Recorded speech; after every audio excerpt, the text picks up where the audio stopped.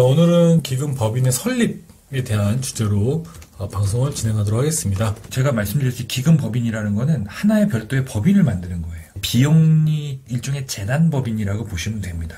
이제 법인을 만들면 당연히 이제 그 법인의 설립하는 과정에서 여러 가지 이제 법무적인 활동도 해야 되고요. 다양한 기관들도 만들어야 되는데 문제는 이게 종업원들과 같이 구성을 해야 된다는 거예요. 그래서 하나하나 좀 내용을 좀 살펴볼까요? 네. 기금을 설립하기로 이제 내부적으로 의사결정을 내렸다면은 노사하고 협의를 해서 이제 결정을 해야 되겠죠. 노사 협의가 없는 경우에는 이제 사업주가 결정을 하면 됩니다. 노조가 없거나 노사 협의가 없는 기업, 중소기업들 많이 있으니까 사업주의 의지에 달려 있다 이렇게 보면 되겠죠. 준비위원회라는 걸 만듭니다.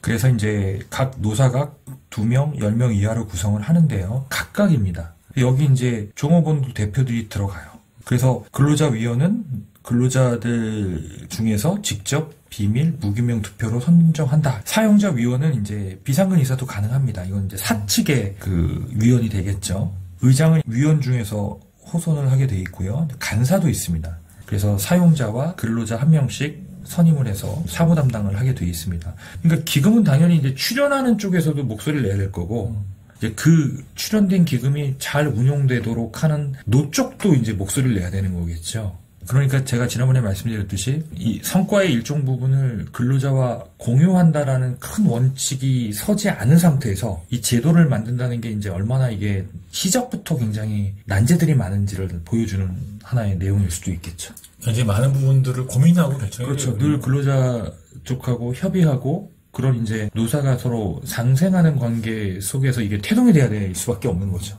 출연금의 결정은 직전 사업년도 세전 순이익이 이제 5% 기준으로 되어 있습니다. 이건 기준이 절대적으로 5%를 해야 된다는 게 아니에요. 5% 미만이라도 상관없고 초과되더라도 상관은 없습니다. 기준은 없다 이렇게 이해를 하시면 돼요. 공동근로복지기금 같은 경우는 아예 없어요. 이게 여러 업체들이 참여하는 거기 때문에 없다고 해서 출연을 안 하면 안 되는 거고 자기 역량에 맞게끔 정해진 룰에 따라서 출연을 하면 된다 이렇게 이해를 하시면 될 것 같습니다. 출연 재산은 여기서 이제 잘 한번 우리 본질을 보자고요. 이게 근로자를 위해서 만들었다면 실제 근로자한테 급부가 갈 수 있는 자산을 출연해야 되겠죠. 아무래도 현금 쪽이겠군요. 그렇죠. 그런데 현금은 거의 안 하고 본인이 갖고 있는 주식이나 이런 걸 갖고 출연을 한다. 물론 그것도 직원들을 후계자로 생각하고 직원들의 집단 경영체제로 회사를 운영하겠다라는 이게 있다면 가능해요. 사내복지기금을 복지 쪽보다는 그런 사업의 경영권이나 구도를 직계 가족이 아닌 직원들의 어떤 집단 지도체제로 운영해 가겠다. 우리 사주 제도와 비슷하게 운영하겠다. 그렇다면은 실제 복지로 지출하는 것보다는 지분을 이렇게 넘겨주는 것도 의미는 있겠죠.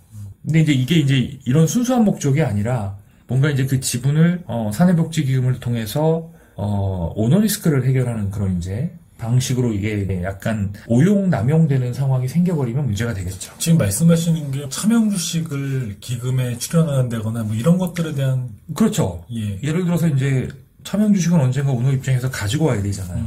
근데 이제 가지고 오려고 생각하니까 정작 차명주주가 그 소유권에 대해서 문제제기를 할 가능성이 있거나 아니면 차명주주가 동의를 했다 하더라도 그 주식을 가져오는 과정에서 또 과세관청이 그거를 명의신탁으로 인정할지에 대한 부분이에요. 인정이 된다 하면은 또 납부해야 될 세금 문제도 있고요. 그러니까 차명주식이 있는 기업들은 굉장히 여러 가지 고민이 많죠.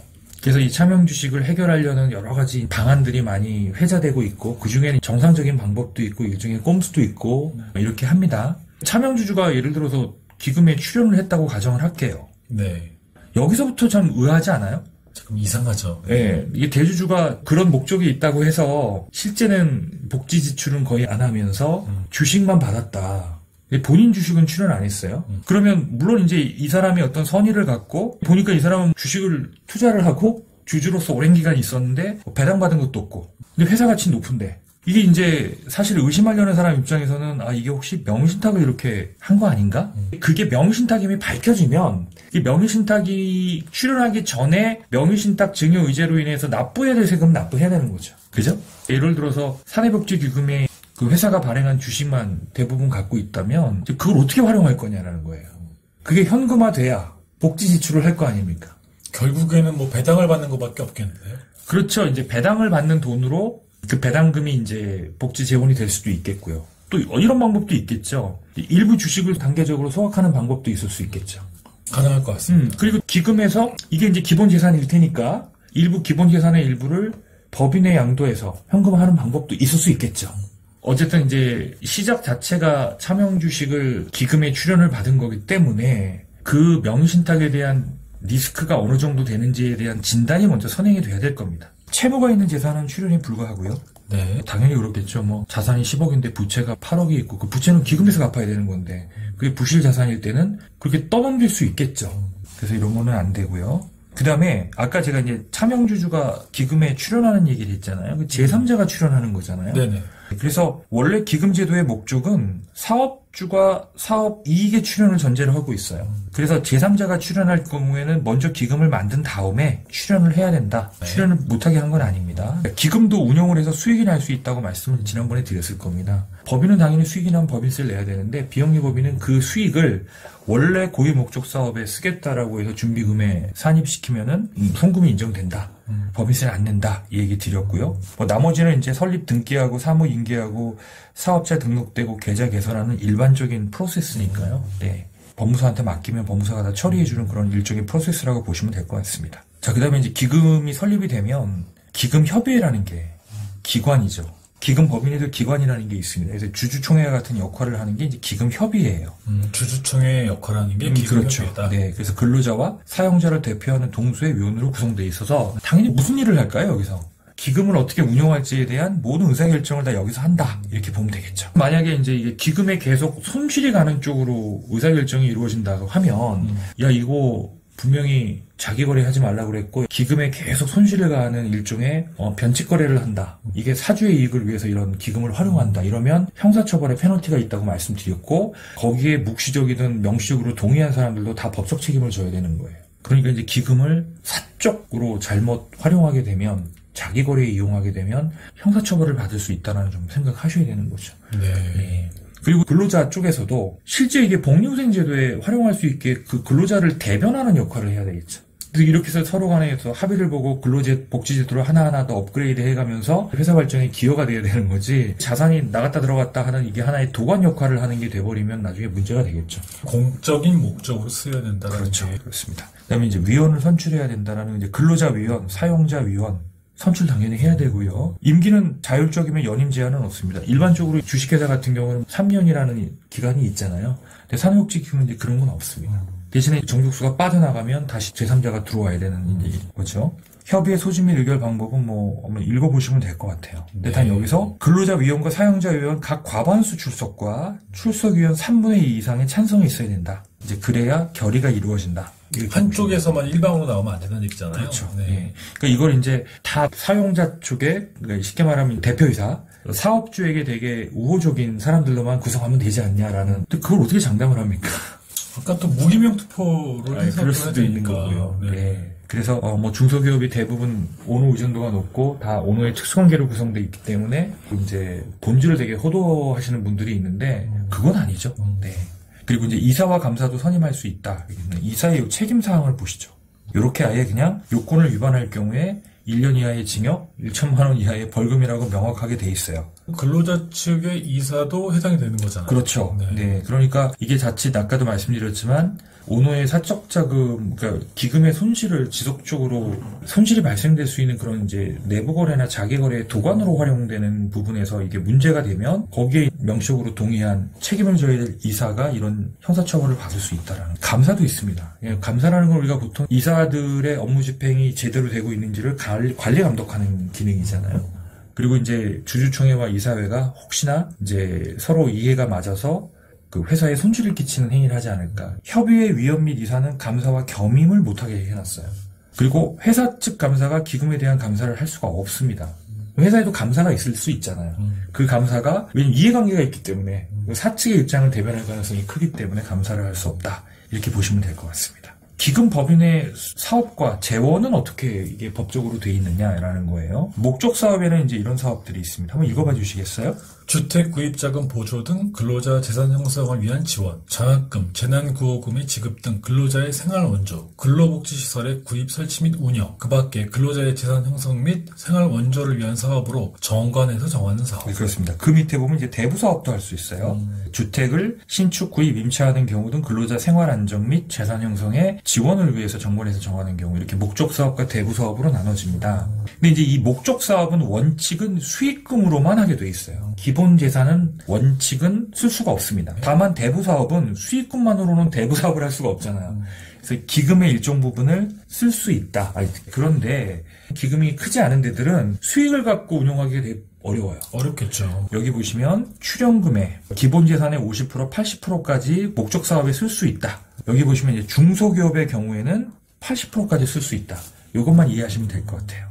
나머지 건 크게 의미가 없습니다. 그럼 이제 목적 사업에 어떤 게 있냐? 허용하는 게 있고 법적으로 허용하지 않는 게 있다는 거예요. 그러니까 근로자 주택 구입하거나 임차 자금에 보조를 한다라는 거는 여기 보면 이제 보통 무주택 근로자 대상입니다. 그리고 이제 유주택자 같은 경우에는 굉장히 엄격한 기준을 정해야 돼요.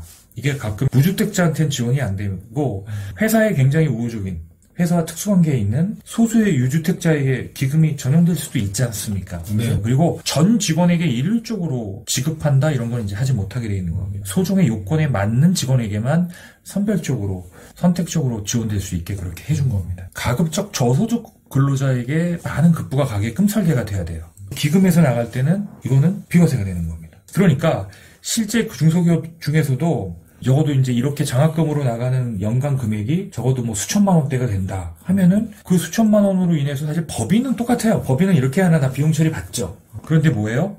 근로자 입장에서는 그만큼 소득세가 비과세되니까 거기에 따라서 이제 사용자나 근로자나 또 4대 보험료가 줄어들잖아요. 근데 그게 유의미해야 돼요. 이 기금이라는 거는 별도의 법인을 하나 설립해서 운용하고 결산하고 하는 거라서 그게 이 사내복지기금을 운용하는 데 들어가는 여러 가지 리스크나 코스트보다 적다면 사내복지기금을 운영하는 편이 없겠죠. 네. 그다음에 뭐 재난구호금? 그래서 이거 회사가 법적으로 지급할 의무가 있는 경우는 사내복지기금에서 주면 안 돼요. 회사가 줘야죠. 그다음에 모성보호 등 이런 기타 비용들은 사내복지기금에서 당연히 지원해 줄 수 있고 그 취지에도 맞고요. 네. 네. 근로자의 날 행사 가능합니다. 여러 가지 이제 체육 문화 활동도 지원 가능해요. 이제 일률적으로 체력 단련비, 뭐 복리후생비 등으로 준다. 그럼 이건 어떻게 보겠어요? 임금으로 줘야 될 거를 일부 기금을 통해서 편법적으로 주는 거다라고 보는 거죠. 그다음에 근로복지시설에 지원하는 거, 뭐 이런 것들은 이제 대부분 다 해당이 됩니다. 그리고 포괄적으로 규정하면 안 돼요. 정확하게 조건 등을 정확하게 명시해야 되는데 우리 일반 영리법인에서도 정관은 원칙만 정해놓고 세부 규정을 위임해 놓죠. 네네. 그리고 세칙을 정해 놓죠. 네네. 그런 것처럼 이 사내복지기금도 정관의 미주알 고정은 정관을 이제 한번 바꾸기가 굉장히 어려우니까 별도 시행 세칙을 만들어서 보통 많이 운용을 하죠. 정하는 것도 어렵겠네요. 그렇죠. 네. 그러니까 이거를 사내복지기금으로 보지 마시고 전체적으로 우리 회사의 보상 체계를 한번 컨설팅을 받아보는 거예요. 그래서 과연 우리 회사 임금 체계가 성과와 어느 정도 연동되고 있는지 그리고 그 성과와 연동되는 게 정말 직원들에게 만족도가 있는 건지 아니면 이제 직원들의 전체적인 임금 수준을 직접적인 어떤 성과와 연동을 할 건지 아니면 전체적인 이 복지 쪽에 더 주안점을 두는 게 만족도가 높은 건지 이런 전체적인 컨설팅을 통해서 사내복지기금이 도입이 적정하다라고 결론이 나왔을 때 진행하는 게 원래 원칙적인 프로세스죠. 그렇겠는데요. 세부적인 내용들 한번 쭉 한번 보실까요? 근로자의 재산 형성이나 생활 원조를 위한 정관이 정하는 사업들에는 어떤 것들이 있는지 보시면은 근로자의 직장 새마을 금고 출자금을 지원한다. 직장인 단체 보험 가능하죠. 가령 예를 들어서 직원들한테 우리가 보통 일반적으로도 연간 소멸성 보험 같은 경우는 70만 원까지는 지원해 줄 수 있어요.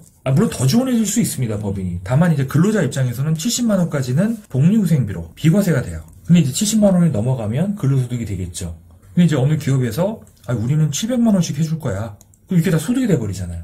그런 경우 이제 사내복지기금을 통해서 나가게 되면 법인이야 똑같이 손비 인정받겠지만 근로자들은 그만큼 소득세 혜택을 받을 수 있다는 장점이 있겠죠. 여기 내용 중간에 보니까 근로자의 사기 진작을 위한 국내외 시찰비 지원. 이건 뭐 해외여행 그렇죠. 여행이 아니고요. 뭐 벤치마킹을 간다라든가 해외 우수 사례를 보러 간다든가 그런 비용도 쓸 수 있다는 거죠. 학원 수강료, 저 건강검진 비용도 가능하고요. 네. 그 다음에 이제 뭐 회사가 복리후생 차원에서 개인이 반, 회사가 반, 그렇게 이제 부담하는 뭐 연금을 뭐 회사가 다 부담해 주기로 하는데 그 부담분도 기금에서 나가면 그게 그만큼 근로소득이 아니라 이제 비과세 소득이 되는 거니까요. 네, 의미가 있는 거죠. 근데 여기 이제 보시면은 허용이 안 되는 사업도 꽤 많습니다. 대충 이제 키워드를 보면 이거는 회사가 줄 거지 기금에서 나갈 돈이 아니다. 또는 조건 없이 일률적으로 주는 것들이다. 이런 것들은 이제 허용이 안 되는 대표적인 것들이죠. 그렇군요. 이런 것들도 이제 다 신청 올 때마다 구분을 해야 되고요. 그러니까 누군가 하나 담당자가 붙어서 상당히 이 일에 매진을 해야 되는 부분이에요. 제가 이제 이런 세부적인 것들을 보여드리는 이유는 과연 우리 회사가 이런 복지기금이라는 업무를 감당할 만한 기본적인 관리 인프라가 있냐도 되게 중요해요. 우리가 기본적인 회사의 회계처리나 세무관리 자체도 되게 벅차고 힘든데 그렇다고 이 회사의 복리후생이나 이런 제도들을 다 외부에 용역을 맡기는 것도 현실적이지가 않아요. 회사에서 벌어지는 세소한 일들을 다 어떻게 외부에 맡겨요? 그 기금 법인 설립에 관련된 부분들 세부적인 내용 어떻게 설립하고 어떻게 운영해야 되는지까지도 다 말씀해 주신 것 같아요. 제가 오늘 듣다 보면 느끼는 게 뭐냐면 이게 간단하지 않구나. 오너의 사적인 세금 절세라든가 이익에 의해서 뭔가를 설립을 하거나 이랬었을 때는 상당 부분 나중에 또 문제의 소지가 많다라는 생각이 들었습니다. 맞습니까? 기금이 종업원의 실질적인 체감 만족도를 높이는데 이게 이용되지 못하면 종업원들이 불만이 있을 수 있겠죠. 그러니까 너무 세무적으로 재단을 해서 기금을 만들어 놓고 활용이 제대로 이루어지지 않고 계속 거기서 뭔가 파열음이 생기게 되면 그게 과연 이제 기업의 성장과 발전에 도움이 될 건지에 대한 냉정한 이성적 판단이 좀 필요하다고 저는 말씀드릴 수 있을 것 같습니다. 네, 오늘 방송 너무 잘 들었고요. 다음 방송에는 기금법인의 해상과 활용이라는 주제로 한번 진행하도록 하겠습니다. 오늘 방송 감사합니다. 네, 고맙습니다.